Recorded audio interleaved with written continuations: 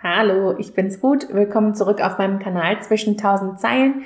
Ich habe heute meinen Lesemonat Mai für euch und ihr befindet euch hier in dem Teil, wo ich euch zu den Liebesromanen meine Meinung erzähle.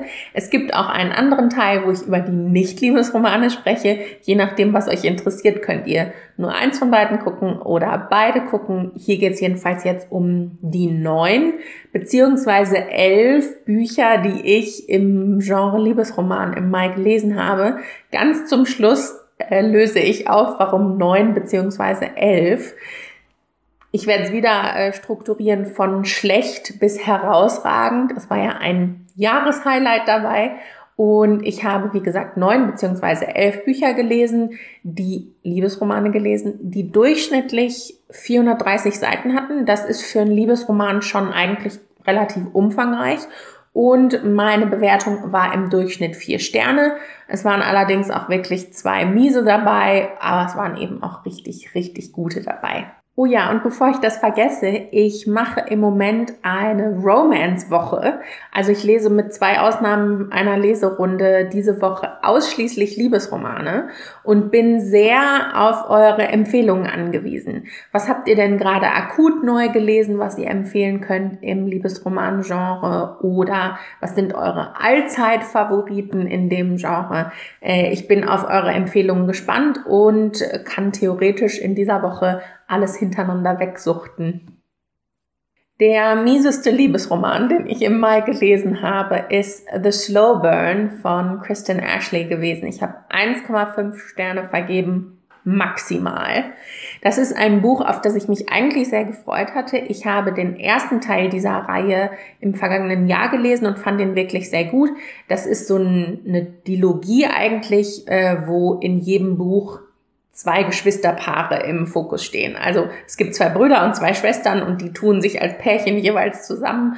Und Band 1 fand ich wirklich sehr gut und auf Band 2 habe ich jetzt schon gewartet. Vor allen Dingen, weil The Slow Burn, der Titel, ja sozusagen schon andeutet, dass das genau die Art von Liebesroman ist, die ich gerne mag. Nämlich eine Geschichte, die sich langsam entwickelt, die nicht sofort von 0 auf 100 geht und so weiter. In The Slow Burn geht es eben jetzt um die beiden Geschwister der beiden, die sich in Buch 1 schon gefunden hatten. Buch 1 dreht sich um Eliza und Johnny und Band 2 geht jetzt um Toby und Eddie. Und die wehren sich vor allen Dingen gegen ihre Gefühle, weil sie sich nicht auf was Ernsthaftes einlassen wollen und das dann auch mit sich bringt, dass sie sich auf gar nichts einlassen miteinander, weil sie die frische Beziehung ihrer Geschwister nicht gefährden wollen. Also die wollen nicht irgendwie Konflikte in diese neue Familienkonstellation bringen. Es war wirklich richtig furchtbar. Also erstens, Slow Burn, nee, überhaupt nicht. Bei 30% kriegen die sich.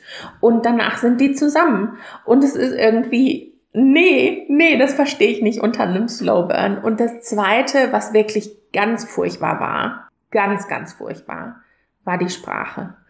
Also ich hatte ja im April von einem Buch erzählt, wo wirklich so eine Metapher nach der anderen aneinander gehängt wurden. Das war hier weniger der Fall. Wie diese beiden Figuren miteinander gesprochen haben, war so nervig in Babysprache.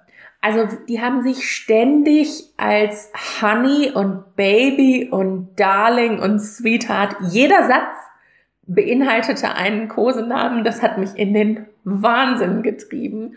Und es ist halt irgendwie auch unsinnig, wenn sozusagen nach 30% eigentlich die Liebesgeschichte aufgelöst ist, weil sich 2 kriegen.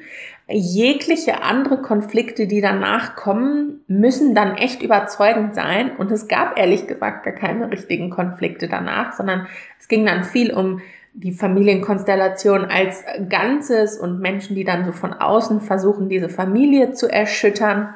Aber irgendwie hat das mich auch nicht überzeugen können.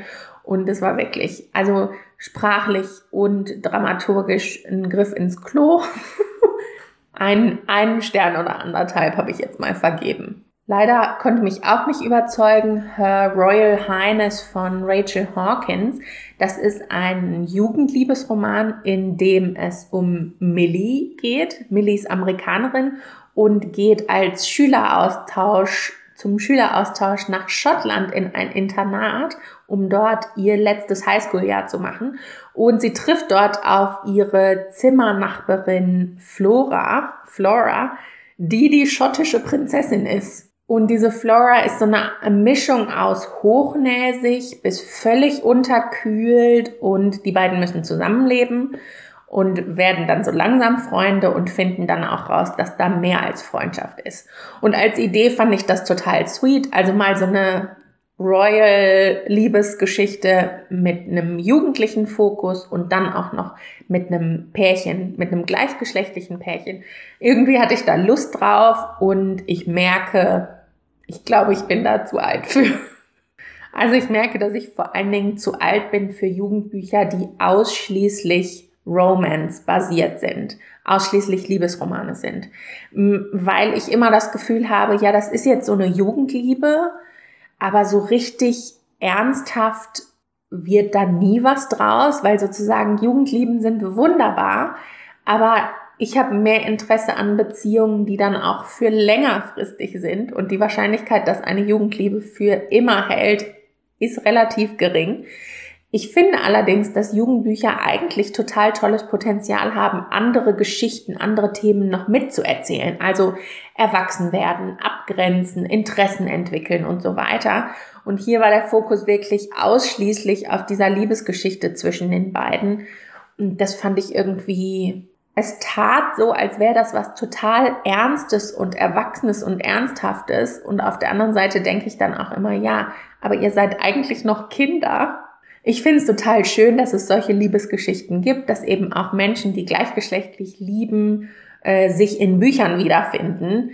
Für mich war das jetzt nichts, vor allem, weil es halt sich wirklich nur um diese Liebe zwischen den beiden gedreht hat und nicht wirklich auch noch andere Themen miterzählt wurden. Ich habe jetzt mal 2,5 Sterne vergeben. Es war nicht schlecht, aber es hat mich jetzt auch nicht umgehauen. Das dritte Buch, jetzt kommen wir schon in den Bereich, wo die Bücher solide waren, die ich gelesen habe, war A Prince on Paper von Alyssa Cole. Dazu habe ich, glaube ich, auch schon was bei den Neuzugängen oder so erzählt.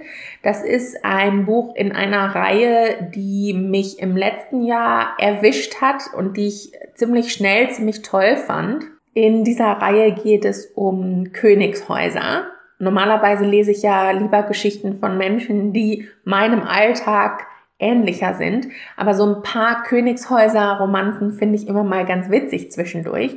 Und diese Reihe ist besonders, weil es sich nicht ausschließlich um europäische Königshäuser dreht, sondern es gibt vor allen Dingen ein fiktives afrikanisches Land und dann verschiedene Menschen, die dort im Königshaus verankert sind, die dann Liebe finden. Und die Bücher allgemein haben vor allen Dingen sehr viel Figuren, die normalerweise in Liebesromanen weniger auftauchen. Also sei es, was ihre Hautfarbe angeht, sei es, was ihre mentale Verfassung angeht. Also es gibt zum Beispiel eine Figur, die das Aufmerksamkeitsdefizitsyndrom hat. Es gibt eine Figur, die mit Angst zu kämpfen hat. Also sowas gibt es und es gibt auch unterschiedliche Arten von Sexualität, die in dieser Reihe abgebildet wird. Das fand ich irgendwie so toll, als Reihe einfach auch nochmal Figuren in den Fokus zu rücken, die in Mainstream-Liebesromanen sonst immer noch unterrepräsentiert sind. Und Band 1 und 2 habe ich gelesen, dann gab es so eine kleine Novelle, die war nix für mich und dann war jetzt Band 3, ich glaube auch im Mai frisch rausgekommen. Hier geht es um Nia, eine Angehörige dieses afrikanischen Königshauses und einen Prinzen, nicht den Kronprinzen eines europäischen Königshauses und zwar auch wieder fiktiv Lichtenburg. Ja, es spielt ständig auf so kleine Königshäuser wie Monaco, Liechtenstein und so weiter an. Und dieser Johann, der Prinz, der spricht auch so eine Mischung aus Deutsch und Deutsch und Französisch. Und das war natürlich total witzig, als jemand, der die Sprachen versteht. Wirklich viel kann ich über dieses Buch nicht sagen. Es war vollkommen solide. Ich glaube, ich habe so 3,5 Sterne vergeben. Es geht vor allen Dingen darum, dass die beiden sich zusammentun, um eine Beziehung zu faken. die in der Öffentlichkeit für einen bestimmten Effekt sorgen soll. Das hat vor allen Dingen mit dem kleinen Bruder von Johann zu tun, um den ein bisschen zu beschützen. Und Fake-Beziehungen finde ich in Liebesromanen einen total tollen Ausgangspunkt. Ich fand es eine sehr erwachsene Umsetzung. Es gab wenig so übertriebenes Drama. Es gab wieder total tolle Diversität in den Figuren. Also es gab wieder unterschiedliche Sexualitäten und unterschiedliche Hautfarben. Und das war einfach toll.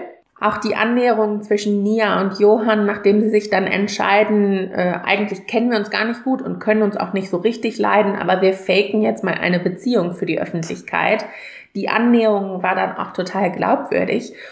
Ich habe das Buch einfach total schnell abgehakt. Deswegen kann ich auch nicht mehr als 3 oder 3,5 Sterne vergeben. Das war so ein Buch, was man so wegliest. Das hat mich gut unterhalten. Es hat ein bisschen kribbelig gemacht, aber irgendwie ist das ein Buch, was ich wahrscheinlich in ein paar Monaten schon vergessen habe.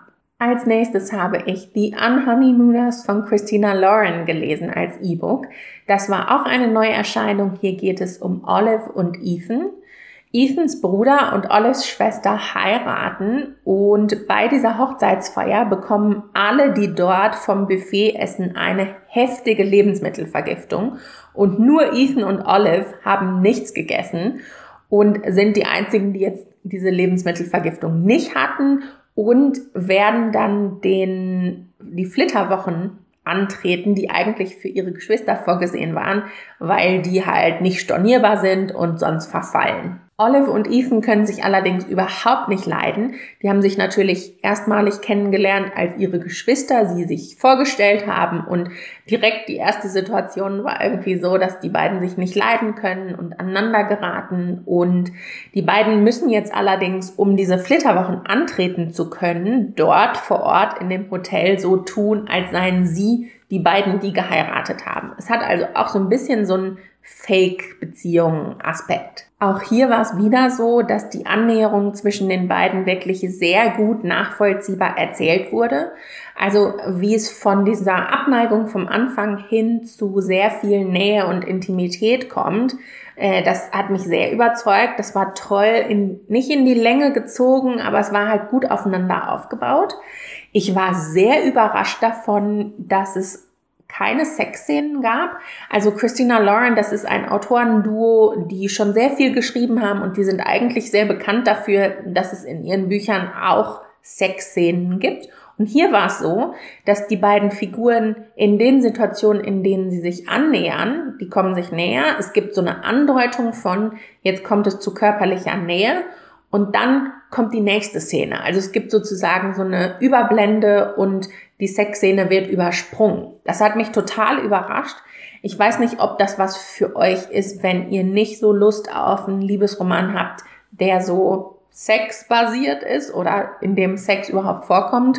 Dann könnt ihr auf jeden Fall mal die Unhoneymooners euch angucken. Mir hat diese körperliche Nähe ehrlich gesagt gefehlt, weil das natürlich schon ein Aspekt ist, wenn man sich näher kommt, der auch dazu beiträgt, nochmal zu manifestieren, was man füreinander fühlt.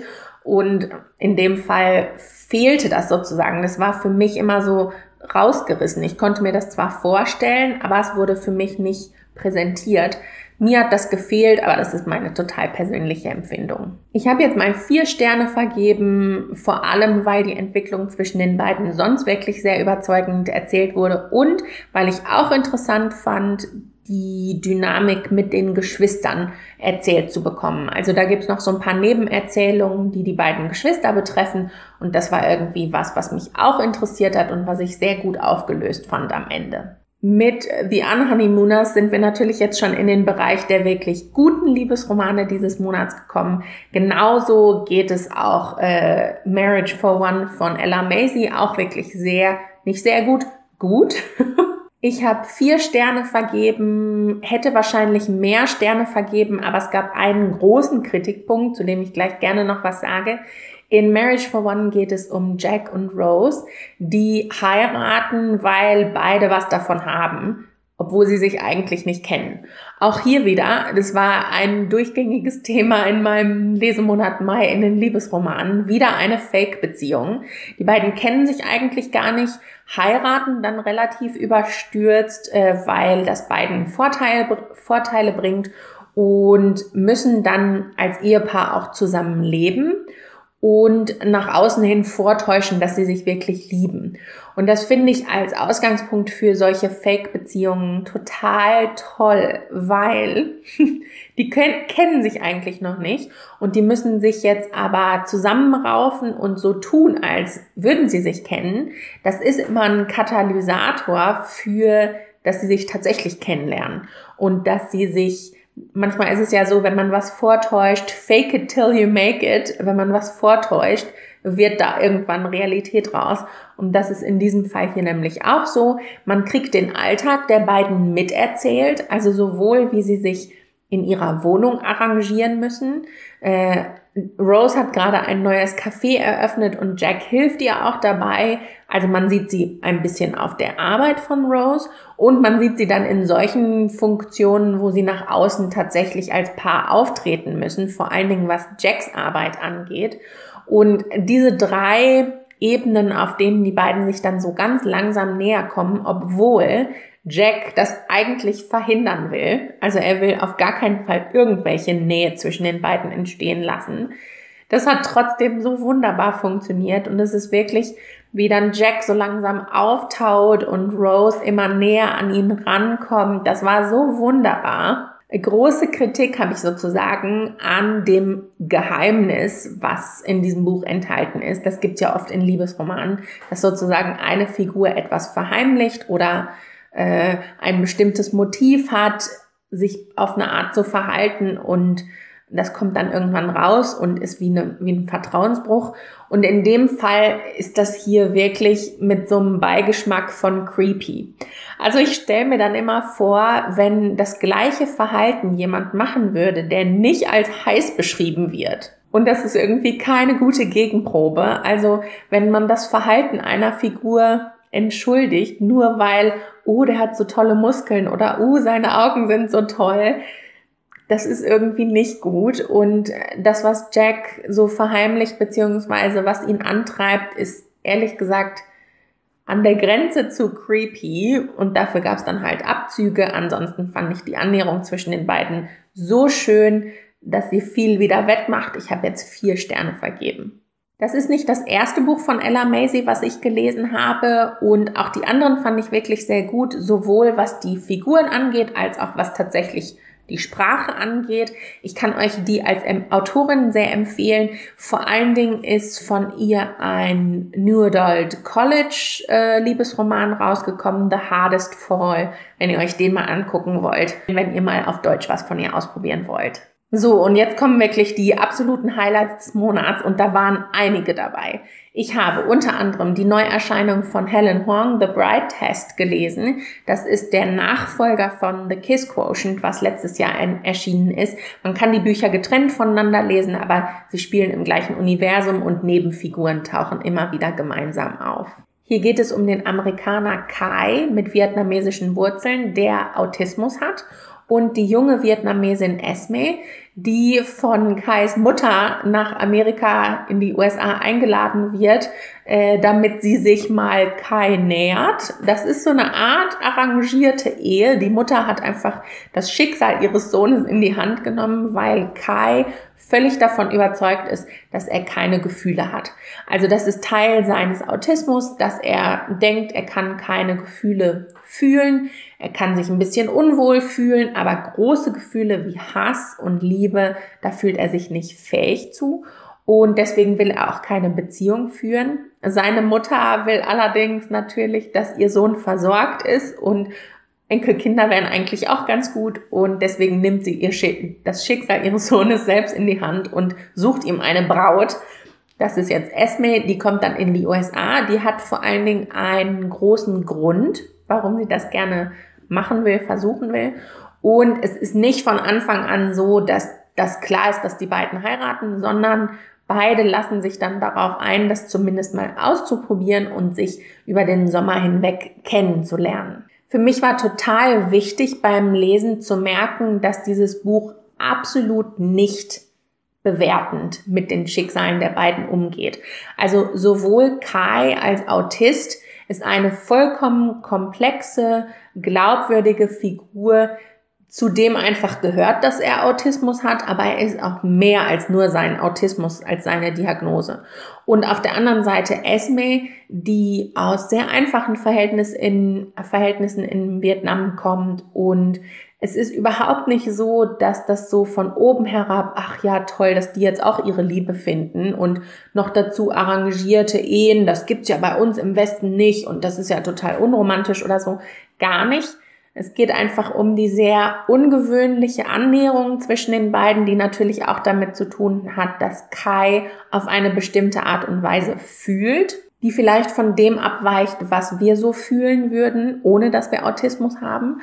Und dieses Arrangierte ist überhaupt nicht so, die werden jetzt gezwungen zu heiraten, sondern es geht mehr darum, dass jemand denen einen Anstoß gibt. Und gerade diese sehr ungewöhnliche Annäherung zwischen den beiden war so wunderbar, so fürs Herz und sehr respektvoll miteinander und aber auch in die Länge gezogen. Das geht nicht von 0 auf 100, dass da irgendwie Vertrauen zwischen den beiden entsteht.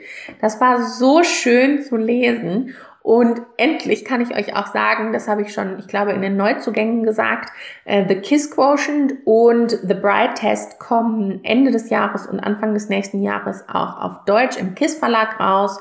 The Kiss Quotient wird dann Kissing Lessons heißen. Wunderschöne Cover. The Bride Test wird Love Challenge heißen. Ich habe es jetzt schon auf Englisch gelesen, aber ihr könnt euch dann auf die deutsche Übersetzung freuen oder eben auch das Buch auf Englisch lesen. Und dann hatte ich wirklich, das war jetzt 4,5 Sterne. Die letzten 3 Bücher, über die ich sprechen will, waren alles 5 Sterne. Einer davon ist mehr als 5 Sterne wert. Den hebe ich mir bis zum Schluss auf. Ihr könnt es aber auch eigentlich schon erraten. Und die anderen beiden waren aber auch wirklich richtig gut. Das eine war auch ein Reread. Hier, Wait for It von Mariana Zapata habe ich schon mal gelesen und hatte jetzt Lust darauf. Und Mariana Zapata ist die Königin der Slow Burns. Niemand kann das besser als sie. The Wall of Winnipeg and Me auf Deutsch mit dem Herz durch die Wand ist mein Favorit von ihr. Und dieses hier ist auch so halb damit verbunden. Also es geht hier um die beste Freundin der Hauptfigur aus mit dem Herz durch die Wand. Es gibt aber kaum Überschneidungen. Und Wait for It dreht sich eben um Diana, die nach dem Tod ihres Bruders sich um dessen 2 Söhne kümmert. Und das war für mich schon das absolute Highlight an dem Buch, wie sie als alleinerziehende Mutter ihrer beiden Neffen eine Familie bildet und immer mal wieder davon auch überfordert ist, aber vor allem mit so viel Liebe für diese Kinder dieses Familiending aufbaut und weiß, dass das eine ungewöhnliche Konstellation ist. Die Tante zieht die beiden Neffen auf und die beiden Neffen haben natürlich auch mit Trauer zu kämpfen, und das war aber als Dreierkonstellation schon was so Besonderes, wie diese 3 eine Familie miteinander bilden. Toll, wirklich, wirklich teilweise zum Heulen schön. Und um es zum Liebesroman zu machen, kommt dann der Nachbar Dallas dazu, der anfänglich ziemlich grummelig ist, aber so langsam in die Familie reinwächst und natürlich praktisch der perfekte Boyfriend ist. Also der perfekte Love Interest. Von grummelig hin zu vollkommen unterstützend. Also wie er auf diese 3 Nachbarn, Diana und die beiden Neffen, eingeht und denen ständig unter die Arme greift und zu einem total wichtigen Teil von deren Leben wird. Das war so eine schöne Entwicklung, und dann eben auch ganz langsam die romantische Annäherung zwischen ihm und Diana zu lesen. So wunderbar. Also 2 große Punkte, warum das Buch zu so einem wichtigen Highlight für mich geworden ist und ein Reread wert war. Das Familienkonstrukt zwischen den 3 und dann 4 war was fürs Herz, und dann diese sehr langsame Annäherung zwischen Diana und Dallas. Wunderbar, und ehrlich gesagt war es bestimmt nicht das letzte Mal, dass ich dieses Buch gelesen habe. Über die nächsten beiden und letzten beiden Bücher, beide 5 Sterne, habe ich schon ein paar Mal gesprochen. Das eine ist Red, White and Royal Blue von Casey McQuiston, eine Neuerscheinung, bei der ich die Daumen drücke, aber eigentlich schon ziemlich überzeugt bin, dass das wahrscheinlich dann im nächsten Jahr ins Deutsche übersetzt wird, weil das ein so unglaublich gutes Buch ist, was sich sehr gut verkauft in den USA. Also ich könnte mir vorstellen, dass das so wie The Kiss Quotient und The Bride Test einfach auch dann ins Deutsche übersetzt wird. Hier geht es um Alex, den Sohn der amerikanischen Präsidentin, und seine Abneigung gegenüber einem britischen Prinzen, Henry. Die lernen sich auf so politischen Veranstaltungen, treffen die sich das erste Mal und geraten sofort aneinander, und über die Jahre hinweg entsteht da so eine Rivalität. Und irgendwann kommt es dann zu einem peinlichen Zwischenfall und die beiden werden gezwungen, sich nach außen hin als Freunde zu inszenieren, um die Öffentlichkeit so ein bisschen zu beruhigen. Und weil sie nun gezwungen sind, mehr Zeit miteinander zu verbringen, kommen sie in ehrlicheren Kontakt miteinander, nicht mehr nur rivalitätsfokussiert, und kommen in Kontakt miteinander und entwickeln Gefühle füreinander. Und dieses Buch, für mich war der Fokus, dass Liebe universell ist. Liebe ist Liebe, ist Liebe ist Liebe. Es ist vollkommen egal, wer wir sind. Liebe ist immer gleich und Liebe ist vor allen Dingen immer gleich schön. Also gleich kribbelig, gleich nah, gleich intim. So schön als Message von einem Buch. Ich würde das als New Adult bezeichnen, weil es wird aus Alex' Perspektive erzählt und der ist gerade mit dem College fertig und es geht viel darum, dass er versucht, seinen Weg zu finden. Er geht das erste Mal seiner Bisexualität nach und versucht, das so in seine Identität mit zu integrieren. Es gibt total tolle Nebenfiguren, die größtenteils unterstützend sind und natürlich gibt es dann auch Nebenfiguren, die für Konflikte sorgen. Und was für mich total toll war, was ich mir vorstellen könnte, was nicht jeder Manns, jeder Fraus Geschmack ist, dass das politische System und das politische Klima schon auch miterzählt wird. Also es geht ja um diese amerikanische Präsidentin, die zur Wiederwahl auch antritt und was das bedeutet, wenn sie von einem sehr konservativen Politiker herausgefordert wird. Und das ist nicht der Fokus. Die Liebesgeschichte zwischen Alex und Henry ist definitiv der Fokus. Aber es wird eben auch so miterzählt, was passiert, wenn man für bestimmte Werte steht und diese Werte dann Teil einer Wahlkampagne werden. Alex hat jedenfalls auch Interesse an solchen politischen Fragen und Interesse daran, wie man vielleicht die Welt auch verändern kann. So, das war's jetzt ehrlich gesagt auch fast schon. Ich werde nämlich zum nächsten Buch, zum letzten Buch, nicht mehr viel sagen. Ich versuche es zumindest. Ich habe nämlich schon sehr, sehr oft über dieses Buch geschwärmt. Am liebsten würde ich mehr als 5 Sterne vergeben. Das ist mein Jahreshighlight. Und jetzt kann ich auch auflösen, warum ich am Anfang gesagt habe, 9 bzw. 11 Bücher gelesen. Ich habe dieses Buch im Mai 3-mal konsumiert. Ich spreche von Love to Share, Liebe ist die halbe Miete von Beth O'Leary, steht hier hinter mir. Ich habe es jetzt auch, Achtung, Nerd Alert, ich habe es auch in der englischen Variante jetzt im Regal stehen und ich habe es auch als englisches Hörbuch gehört. Also ich habe es 3-mal konsumiert, deswegen 9 bzw. 11 Liebesromane im Mai. Ich komme von diesem Buch nicht los. Im Moment zwinge ich mich, was anderes zu lesen, aber theoretisch könnte ich jetzt von vorne wieder neu anfangen. Ich will es mir auch nicht leid lesen, deswegen finde ich es ganz gut, dass ich jetzt mal andere Bücher lese, aber für mich war das 3-mal wert, diese Geschichte zu konsumieren. Ich habe zwischendurch auch was anderes gelesen, aber ich habe immer wieder gedacht, ich muss eigentlich nochmal diese Geschichte lesen. In Love to Share, Liebe ist die halbe Miete, das geht ja auch wirklich im Moment durch alle Medien und durch alle sozialen Medien, geht es um Tiffy und Leon. Und Tiffy braucht nach einer Trennung dringend ein neues Zuhause und Leon braucht dringend zusätzliche Einkünfte, also zusätzliches Einkommen. Und er bietet dann in einer Anzeige einen Teil seiner Wohnung an. Das ist allerdings eine relativ kleine Wohnung und mit nur einem Schlafzimmer. Tiffy meldet sich dann bei ihm und die beiden kriegen ein Arrangement zustande, wo sie sich diese Wohnung teilen, sich sogar das Bett teilen, aber sich nie sehen. Leon arbeitet nämlich immer die Nachtschicht in einem Hospiz und Tiffy hat einen ganz normalen Bürojob tagsüber in einem Verlagshaus. Und so treffen sich die beiden nie, weil sie immer die Wohnung dann nutzen, wenn der andere halt gerade nicht da ist.